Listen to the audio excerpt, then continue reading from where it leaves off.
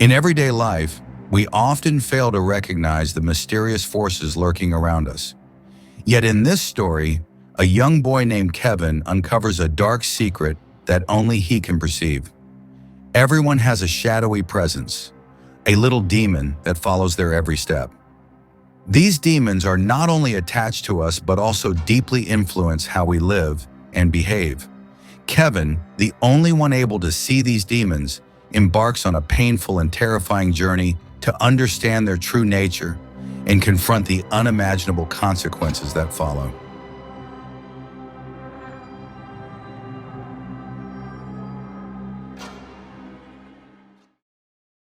Everyone has a demon. Most just aren't aware of it. But I am. I can see them. They perch on your shoulders or ride on your back, whispering into your ear. Sometimes they murmur sweetly and soothingly. Other times their words are bitter and venomous. Some demons are small and almost cute, while others are brutish, foul, and slovenly. The worst are abominations, twisted, malevolent creatures that revel in misery and suffering. You can learn a lot about someone by observing their demon. My demon's name is Jack.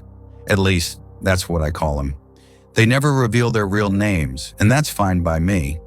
Jack suits him perfectly. Jack has been with me as long as I can remember, for my entire life. He was always there. When I was lonely, Jack would play with me. When I was sad, he would crack jokes to make me laugh. When I was bored, he would tell me stories. Jack always knew the right things to say. When I was young, I thought my parents could see him too. They called Jack my imaginary friend, and my mother would proudly tell other moms about her creative son, Kevin, and his vivid imagination. Sometimes they'd ask me questions about Jack, or they'd ask him questions about me. He always answered, but I began to notice something strange. They never seemed to react quite right. It was as if they weren't actually hearing him. They'd become smug and say things like, "I think Jack is telling you to finish your green beans, don't you think, honey?" I thought they were ignoring Jack on purpose, and it frustrated me to the point of tears. I was 9 when I finally figured it out. They really couldn't see him. They were pretending, not me. They were fools. I knew Jack was real as anyone else. So I talked about him all the time. To my parents, my teachers, the kids at school, trying to convince them that Jack was real. That's when it stopped being cute, and my parents began to worry about me. Sometimes at night, I'd lie in bed, listening to my parents talking in the kitchen. My mother would get weepy, and my father would speak in quiet, soothing tones. He'd say things like, "It's just a phase, he'll grow out of it. All kids go through this. It just lasts longer for some." I'd lie in bed with Jack by my side, comforting me. "Why can't they see you?" I'd ask. "You have a gift, a special gift." "They don't," Jack would reply, smiling. "But why don't they believe me? I'm their son. Why do they think I'd lie?" "That's just how people are. You're very young, Kevin. You have so much to learn about the world. But I'll always be here for you, Kevin. You can count on me. I'll always be here for you." Around this time, I started getting into trouble at school. The other kids would make fun of me when I talked about Jack. They called me Crazy Kevin and Baby Boy Kevy Weavy. They'd laugh, throw punches in the air, and pretend they were beating Jack up. They'd taunt me and push me down, and when I tried to defend myself, I was the one who got in trouble. Kids can be so cruel, and the teachers weren't much better. They'd tell me, "Stop talking about your imaginary friend, and the other kids will leave you alone." So I did. I wasn't a dumb kid. I knew they were making fun of me because I was different. They didn't have imaginary friends, and I did. Even though I knew Jack was real, no one else believed it. Imaginary friends weren't supposed to be real. The unknown scared them. I scared them. So I stopped talking about Jack and ignored him, pretending he wasn't real. Jack got angry. Sometimes at night, he'd knock things over or throw objects around my room to get my attention. He'd break things in the house and I'd get blamed. Even worse, he started appearing in my dreams, tying me up and torturing me in strange rituals, chanting and carving symbols into my flesh. I'd wake up in a cold sweat, mind reeling, with Jack hovering above my bed, quietly watching as I slept. Finally, when I couldn't stand the torment anymore, I started talking to him again. Only in whispers and only late at night when the rest of the house was asleep. I explained the situation to him, about my parents, my teachers, the kids at school. When I told him, he smiled. He understood. Jack always understood. He told me that everyone has a demon, just like me. They just can't see it. They don't know it exists. He told me I was special, that I had a gift. I was still doubtful, but Jack wasn't upset. He told me I was so special that he was going to get me another gift, just to prove it. Then he disappeared. For the first time in my life, I was alone. I felt so scared, abandoned, and utterly alone. I was miserable. A week passed and still no Jack. Was this how regular people lived their lives? So lonely all the time. How did they stand it? Then one night I woke up and he was there, standing over my bed as if he had never left. I was so happy.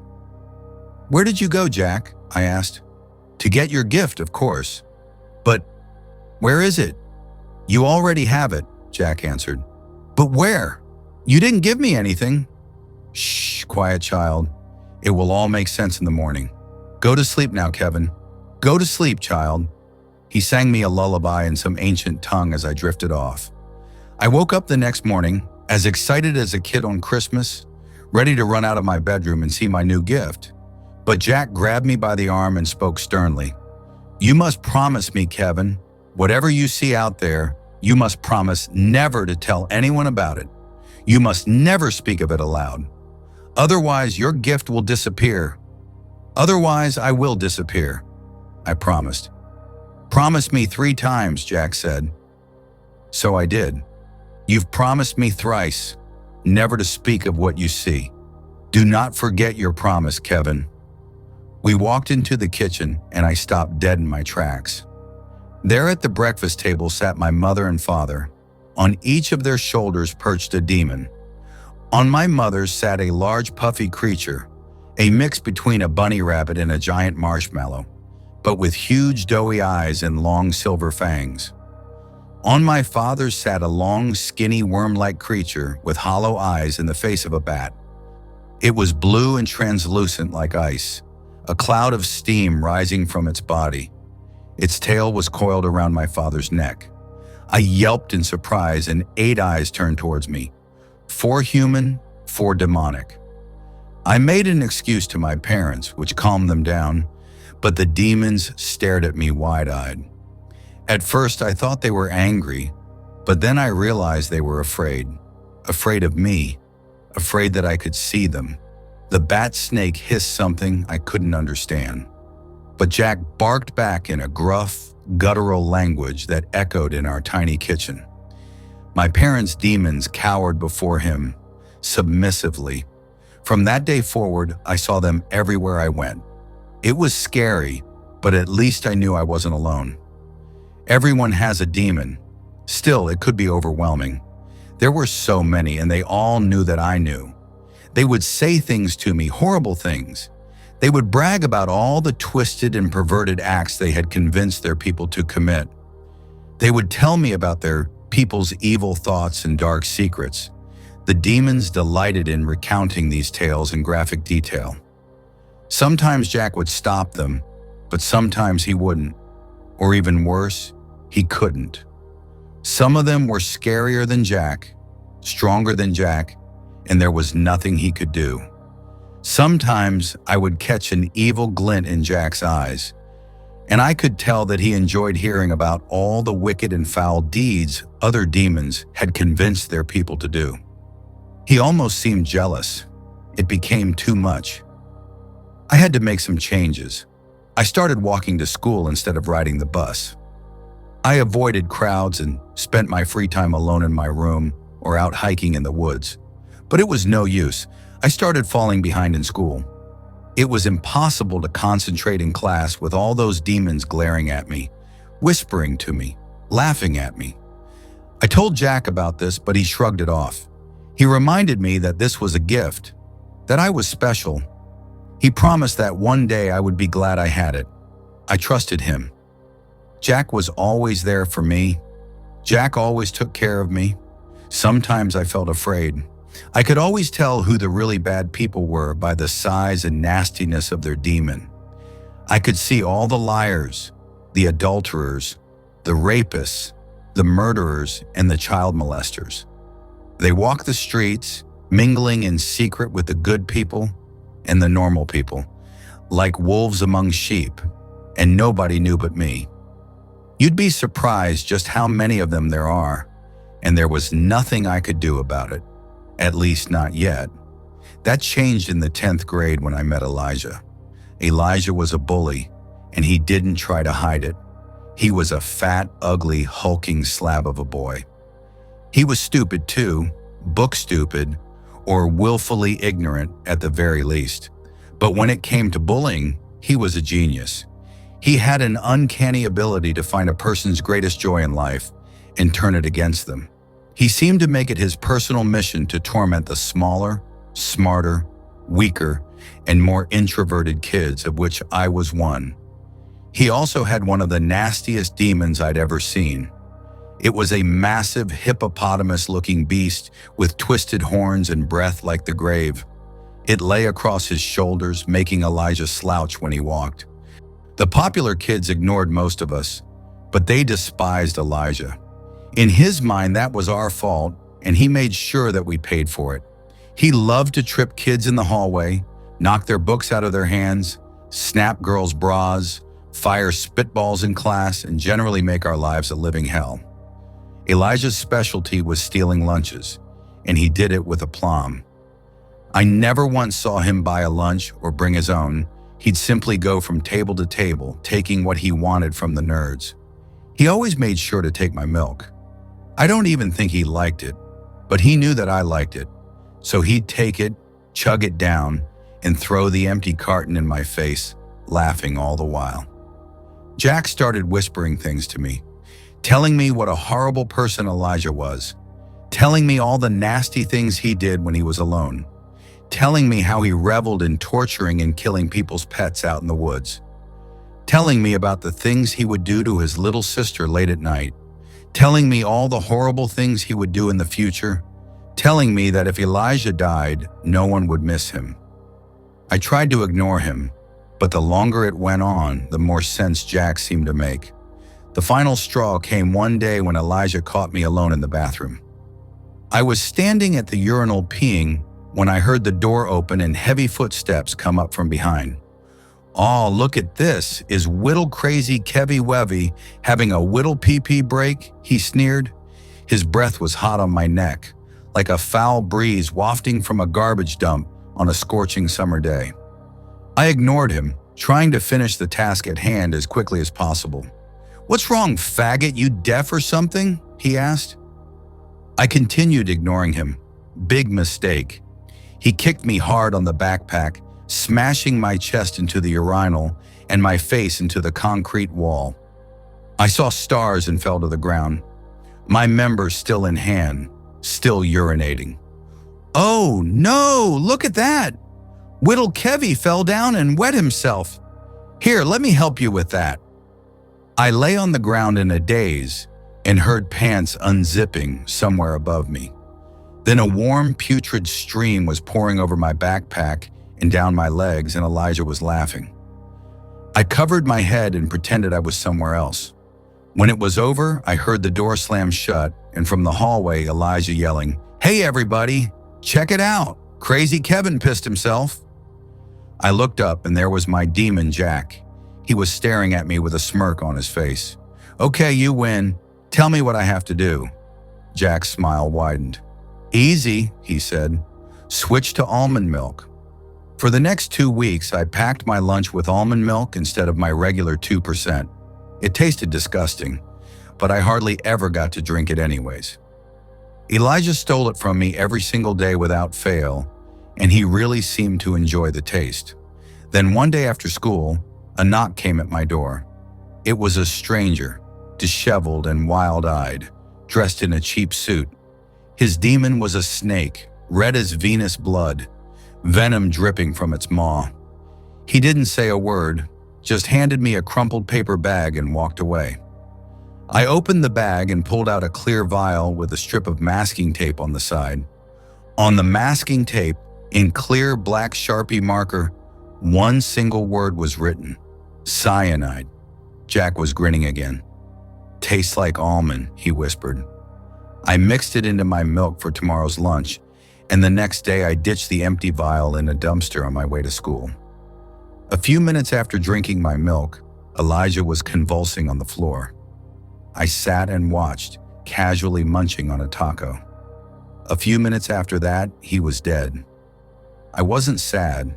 I actually felt good. Better than I had in a long time. The cause of death was determined to be cerebral hypoxia, likely brought on by a stroke. Very few mourned his passing. I started missing more and more school, and a few months later, I dropped out completely. Not that I felt guilty or thought I might get caught. No way. I just had other, more important work to do. I got a job in a rough part of the city, working in a crumby old bookbinding factory. The work was monotonous but easy, and I soon saved up enough to buy a used car and rent a shitty studio apartment. I worked second shift at the factory, from 3 p.m. to 11 p.m. Most guys hated the hours, but I found them perfect for supporting my extracurricular activities, finding bad people and killing them. My demon helped me. Jack was a real natural when it came to this. He helped me track down people with particularly nasty demons, and he'd tell me all the vile things they had done. We stalked them like hunters, learning their patterns and routines. Then he'd tell me the best way to kill them. Pimps, rapists, drug dealers, child molesters, human traffickers, I did them all. Sometimes I made it look like an accident or a suicide or a robbery gone wrong. I beat, stabbed, strangled, shot, and drowned. I even pushed one fat fucker on the third rail of the subway. He fried just like bacon, even smelled like it. Jack was always there for me, protecting me, making sure I got away with it. The best part was, I never felt bad about it. Every person I killed was a wretched excuse for a human being. They deserved it. I was making the world a better place. Some might even say I was a hero. My conscience was clear. I slept like a baby. Killing people become normal. Fun even. It was my hobby and damn was I good at it. Eventually, I didn't even think about it anymore. I just did it. And that's when it all came unraveled. I was out on patrol one night, following the SUV of a mid-level drug dealer as he made his pickups. He must have made me because as we came to an intersection, he slowed down and waited until the light was just changing from yellow to red, then floored the gas pedal. I tried to follow, but I must have been a second too late because a black BMW going the other way smashed into the side of my car, T-boning me and sending me spinning through the intersection. My head must have slammed into the steering wheel because I briefly lost consciousness. When I came to, my ears were ringing and stars danced before my eyes. Smoke drifted from the front of my car. Then I heard another noise, angry, screaming, and cursing. The owner of the BMW was striding towards me, a mountain of a man, face red, fists clenched, arms swinging, spittle flying from his mouth as he screamed. I lurched from my seat to face him, blood pouring from the gash on my forehead. Straddling the man's shoulders was one of the most horrific demons I had ever seen. It was huge, round, pale white, and bloated like a corpse. Pus oozed from 1,000 sores covering its corpulent body. It had no arms or legs. Instead, its entire mass was one giant face consisting of two tiny, beady black eyes and one enormous, gaping mouth filled with row upon row of razor-sharp teeth. A forked tongue slithered snake-like through its fangs, flitting through the air, searching for a victim. I felt bile rising from my throat and fought it down. As the man surged towards me, I felt my rage rise, and I found myself thinking about Elijah, about all the times he had teased me, tormented me, humiliated me. I thought I heard a subtle whisper in my ear, "Do it." My mind went blank. My vision went white around the edges. I felt like I was trapped behind my eyes watching, unable to control what was happening. The man was close, screaming in my face. He meant to hurt me. I reached into my pocket, then a flash of chrome in the streetlight, a hot torrent spraying me in the face. The man's eyes bulging with rage one moment, now rolling back into his skull, his body slumping to the ground, my knife buried in his throat. I looked to Jack for help, but he was laughing like a madman, and screeching something in that foul, ancient language. Realization set in.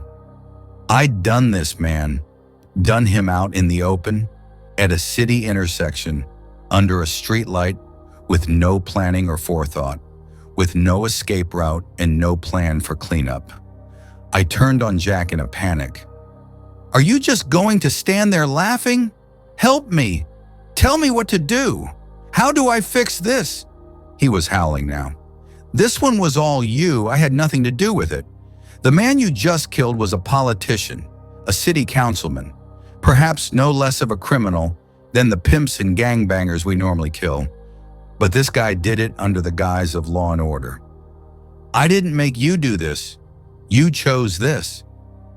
I could almost feel my face go white as a ghost, and the world began to spin around me. I was stumbling towards the car, trying not to vomit, when I heard the noise behind me, followed by the scream of a siren. A cascade of red and blue light reflected off the windows of my car and the shops around me. The cruiser peeled out from the gas station across the intersection and rushed towards me. I sat in the interrogation room for hours. Jack stood next to me smirking as the detectives worked me over. It all came out. They found everything. Enough evidence in my car and my apartment to tie me to dozens of murders. They said it would be a miracle if I got life in prison. The DA would go for the death penalty on this one for sure. Then they were laughing, and their demons were laughing, and Jack was laughing too. My court-appointed lawyer was a mousy man with thick glasses and mustard stains on his suit jacket. His demon was a small, skittering cockroach with the sallow face of a dead baby. He did not seem optimistic about my chances. The only hope to avoid the death penalty, he said, was to claim guilty but insane or mentally ill. Have you ever felt like you weren't in control of your actions? Have you ever heard voices in your head telling you to do things? Someone speaking to you? God, the devil, or demons? I pondered that for a moment. Jack was smiling, but his stare was black. "Don't forget your promise," he whispered. "You swore to me. You swore 3 times, never to tell anyone." "I remember," I replied, "but this is no gift. It's a curse, and I'm glad to be through with you." My lawyer looked confused. "Who are you talking to?" "My demon," I said. "Everybody has a demon. Most people just can't see them. My demon is named Jack, and yes, he tells me to do things." Now I'm alone. Jack is gone forever. I sit here in a straitjacket within these 4 padded walls, waiting for my pills, waiting to forget. I'll never see the sunshine again. Everybody has a demon, everybody except me. As we see in Kevin's story, the presence of a demon is not just a supernatural element, but a reflection of the darker aspects within each of us. Kevin discovered that what he believed to be a gift was in fact a horrifying curse, leading him to commit heinous acts and ultimately destroy his own life. This is a crucial lesson about how we confront our inner darkness and how to recognize and control it before it controls us. Have you ever felt that you were being influenced by something within you that you couldn't explain? If so, take a moment to reflect. It might be a sign of things that need to be clarified and managed. Share this story and your thoughts with those around you. Don't let the demons in your life or within you take away your true self. Click like and subscribe to stay tuned for more stories and join us in exploring the mysterious elements of the world around us.